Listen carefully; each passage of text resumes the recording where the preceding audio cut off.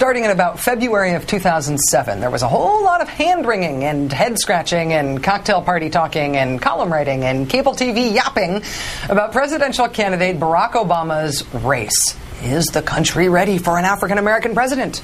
Is Obama black enough? Is Obama too black? What about the Bradley effect?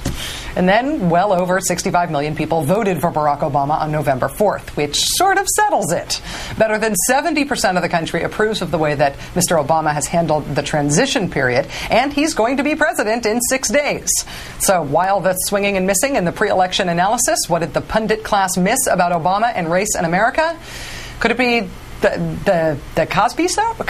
The Cosby show, as they say? Some sociologists argue that big political sea changes often happen about 20 years after big changes in culture. Accordingly, the theory goes, America was ready for President Barack Obama, in part because people like Oprah Winfrey and Denzel Washington and Bill Cosby broke racial barriers over the last 20 years by appearing regularly in America's living rooms and theaters. They culturally, sort of mentally for us, broke those glass ceilings. Well, writer Alicia Valdez Rodriguez calls her theory about this the Huxtable effect, after Mr. Cosby's famous TV family from the 1980s and the 1990s. When Mr. Cosby himself was asked by the Associated Press about the Huxtable effect, he declined to take any credit for Obama's ascendance, but he did say this, quote, "I'm just waiting to see what Bart Simpson's people are going to do at the next election."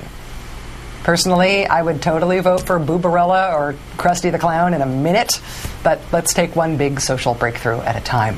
I recently sat down with the man who created the mythical but powerful Huxtables, Bill Cosby, and his longtime colleague and collaborator, Dr. Alvin Poussant, who is a professor of psychiatry and associate dean at Harvard Medical School. Their latest book is Come On People, On the Path from Victims to Victors. Gentlemen, it is so nice to meet you both. Thank you both for coming on the show. I told you we were going to get on. Sure did. If this counts among your many achievements, we should talk about your achievements. No, there are specials and then there's specials. And this is special. You are both role models, and in addition to you, in addition to the many other role models among African American men in this country, we now have the ultimate role model. We now have a black president of the United States. Mm-hmm. Does that mean that it's time to move beyond the idea of singular individual models of personal success, that there has to be some other way that we think about how to inspire wholesale change beyond role models? I think that it's already happened. People not only saw the victory, but they saw the march toward the victory. They realized in the speeches that they heard from Barack and from Michelle, talking about their families, talking about their fathers, their mothers, how they achieved through not being born with a lot of money, but working educationally, putting it first. Those wonderful stories. And I think an awful lot of young males and females see this, and they really realized, okay, man, I don't have to play basketball. I don't have to be a rapper. I don't have to be a comedian. I don't have to be an actor. There it is. It's about college. And I don't even think they think I can become president of the United States. I think they think, you know what? He looks good. He sounds good. And I want to be strong like Michelle. Were you two actively trying to change the cultural perception of what it meant to be a black family in America when you created The Cosby Show?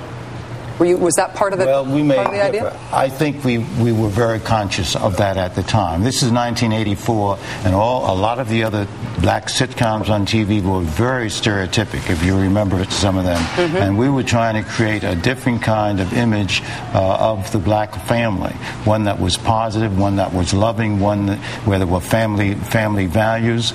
We stayed away from stereotypes. We promoted education.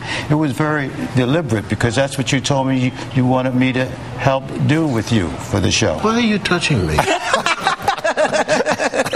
But you were the number one primetime show in America for 5 years. 5 years. And all I wanted to do was put that show on the air and have enough people so I could stay alive on TV telling the story. I have one last question for you in the brief amount of time that we have left about the book, Come On People, On the Path from Victims to Victors, about the speech to the NAACP in 2004, about your work since. You have started an entire industry of criticism and debate, especially among black intellectuals, about your arguments. Michael Eric Dyson wrote an entire book rebutting you. Melissa Harris Lacewell, who's a professor at Princeton, gave you a tongue-in-cheek award this week for, quote, mounting his unearned moral high horse and throwing darts at black folks. This is the debate that you have sparked. Criticism of you it has sparked, but also debate about your ideas. Do you think this is healthy intellectual debate, vibrant black intellectual commentary, or is this painful to you? Is this criticism hurt? The debate is not about me.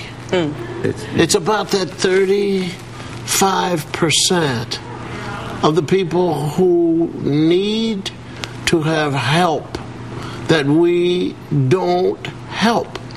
The people I'm talking about, whether I'm on a high horse or not, those people are not listening to what I'm saying. And so whether or not I'm on this high horse or whether somebody's writing negativity, the problem still is, as we speak, some youth in this United States, in some city, is confused and depressed and feeling abandoned because he doesn't have a father, he doesn't have enough money to live off of, things don't look good, and he doesn't feel good. No education, and often end up in jail by the score.